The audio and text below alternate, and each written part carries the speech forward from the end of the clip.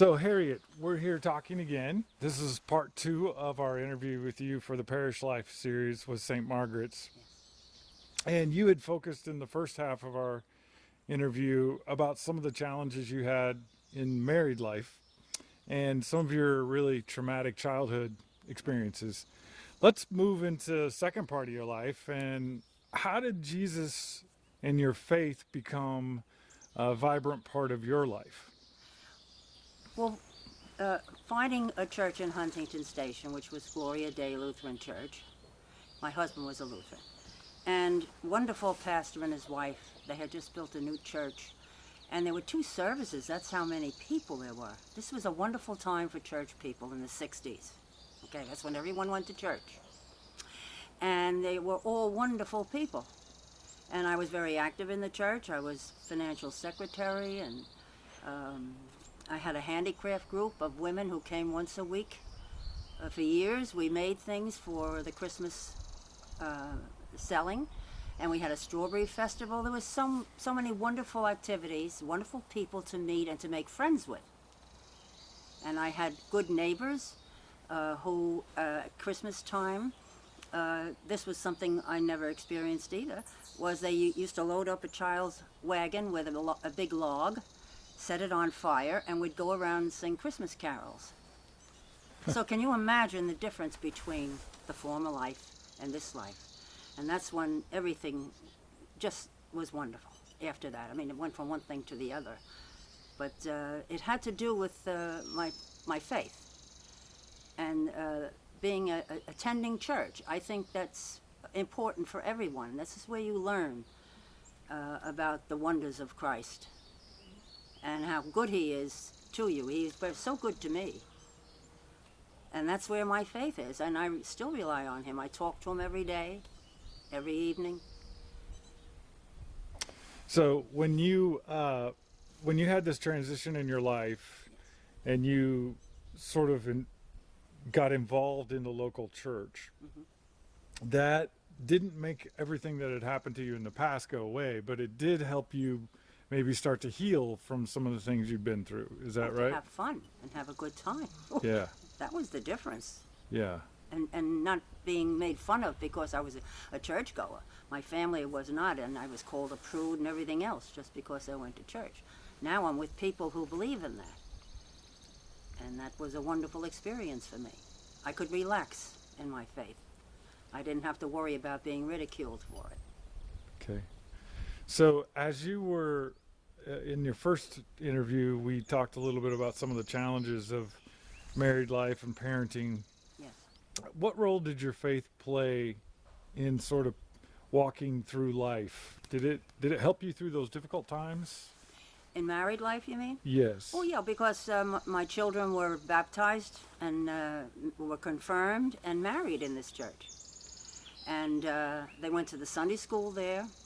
And as far as my bringing my children up, I made sure, I dedicated myself to making sure that they had a good home life.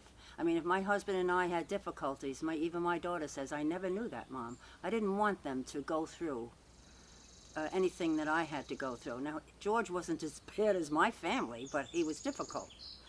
And I just made it where we had, my daughter has memories, as she says, a wonderful home life.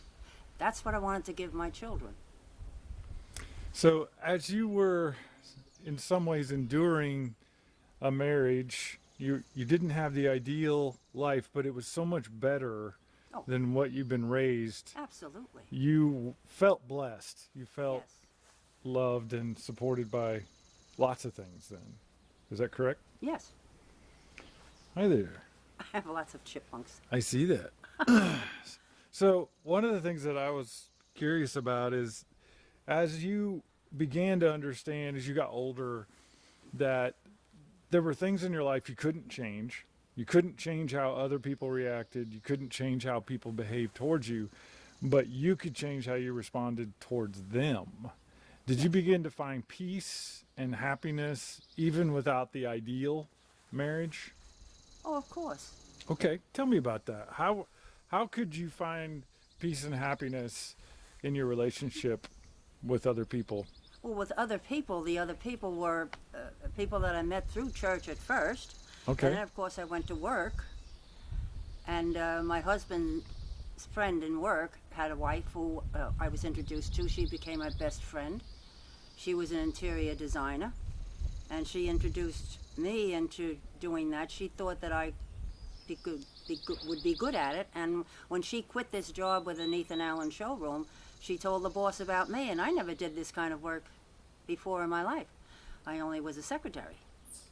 So I said, oh, I don't think I can do that. She said, oh, yes, you can, because you know how to display things.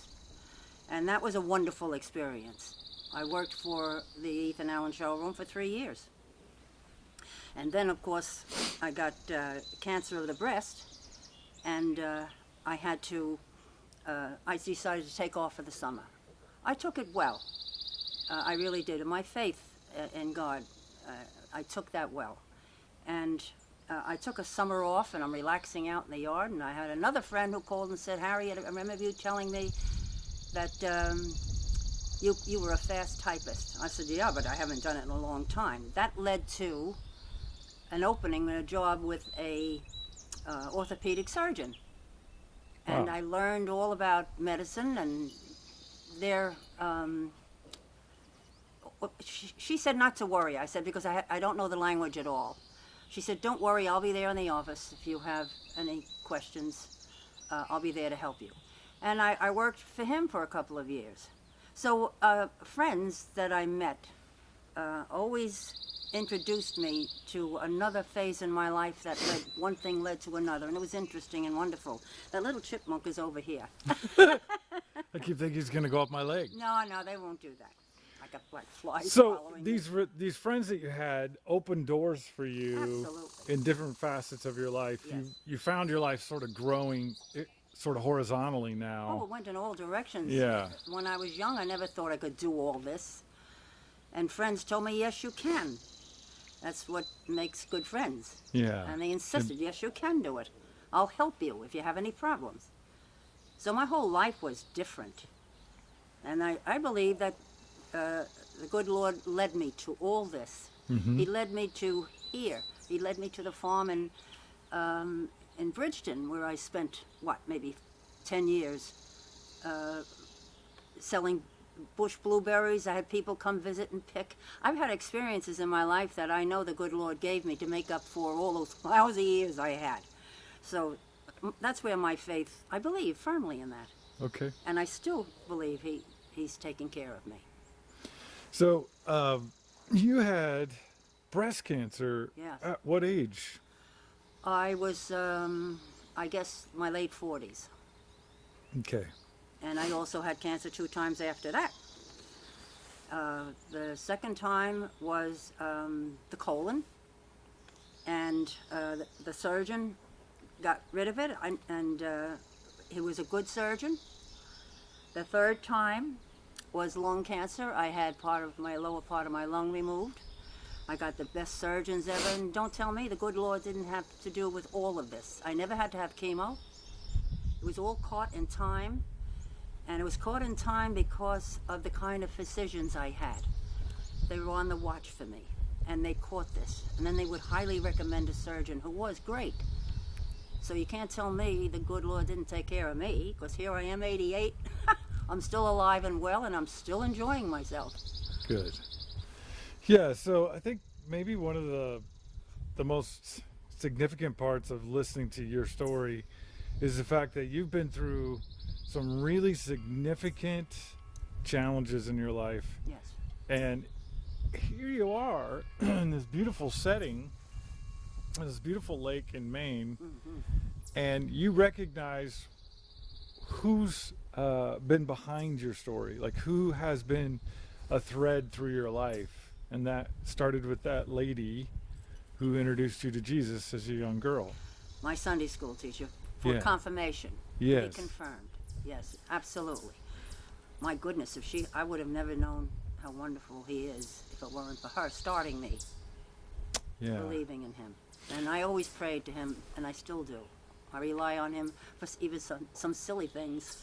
Sure. So for those who are listening, I think whoever's listening to this, some of them may be, they may have kids of their own that are young, or they may have grandchildren, or even just friends, kids.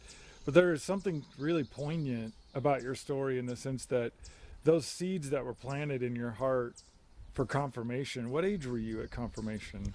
Well, you went for classes at 13, if I recall correctly, and the 1 year that you attended these classes, so you were 14 when you were confirmed. Okay. So as a very young woman, a teenager, you had these seeds of the truth of God planted in your heart, and they bloomed and bloomed and bloomed and bloomed. They kept you sane in the middle of an insane existence there for a while, right? Oh, absolutely. Because whenever I'm troubled about anything, also when I'm happy about something, I thank him for it. I always rely on him. I speak to him all the time. Yeah. So that intimacy that you have with God, which is intimacy is often misunderstood. Intimacy is simply being vulnerable with someone. Mm-hmm. And so when you speak with God all the time and you let him know what you're concerned about, that grows over a lifetime, right? That starts with one kind of thing, and then it matures and becomes something much different. Oh, sure. You learn, too, how you have to rely on him to kind of hold you down a little bit, calm down, and don't... And sometimes I go ranting and raving, but then I say, oh, good Lord, help me do it the right way. Ah, yes. Help me do it the right way. And son of a gun, it falls in. Yeah. It always does. Because I have a tendency to blow my stack over something I feel is not right. And presenting it to someone, I think I make them more angry than to solve it. That's why I rely on the good Lord to give me a clue on how I should put this. Because now I'm screaming and ranting and raving around the house by myself. But then he kind of calms me down a bit, and things just fall into place, and I say the right thing, and it doesn't blow up. So I rely on him in that way, and it always has been. Yeah. Well, it's so refreshing to hear. I know you were concerned in your first interview that viewers or people who are interested might think that you were very unhappy in your life, and it was good to get that clarified in this second interview. Well, it was the first 25 years that were miserable. Right. Now I'm 88. You can imagine how many years I've had a wonderful life. Yeah. He freed me, is what he did. He freed me mentally, because before that I was under control all the time for my family, and it wasn't a nice control. So once he got me out of that, and he did. I always relied on him then, but please God, don't let Daddy kill Mommy. You know what I'm saying? That kind of horror. Mm-hmm. So I think he said to himself, I've got to get this girl out of this. That's how I feel. And that's what he did. And it just was wonderful after that. I think it's encouraging to me, because I know there are people who probably feel like they're in hopeless situations, who feel like they're stuck, that they're caught in relationships they can't get away from. And yet, listening to your story, I can see how God pulled you out of a difficult childhood and put you in a good place. Absolutely. To grow up as a woman. And I also think there's more to this than just your childhood. I think probably there's some generational shifting that happened too in your lifetime. Talking with other ladies, in particular in your era, I found that men in general demeaned women 40, 50, 60 years ago, that a woman's place was really limited to just being sort of domestic housewife and not really taken seriously as an intellect or even as of significance in the world. And so I think you've lived through some transitions where women have really grown in their role in our society. Would you agree with that? Oh, absolutely. Yeah. And so there are still women that are under control. Sure. Of men. Sure. But there are many more women that would not tolerate that nonsense. Right. And I think part of the reason that that's true is because ladies like you decided that you were done being under the thumb of a person or a group of people, right. That you had freedom in your heart and that God led you into freedom, kind of like the children of Israel leaving Egypt, right? Mm-hmm. This idea that God exiled his people out of bondage. There's all kinds of bondage, and you were under a significant form of that as a young woman. And then as you grew older, you still had to fight through some of the sort of ripple effects of your childhood, right? Well, yeah. I mean, it doesn't mean that life was always fantastic, but you can handle it better. Right. You see, if you don't have the knowledge, the real knowledge of God in your heart, and what you're entitled to, so to speak, as far as He's concerned, that's a hard thing to get out of and get away from it. It's called control, and I see that in some people still today. I can spot them a mile away.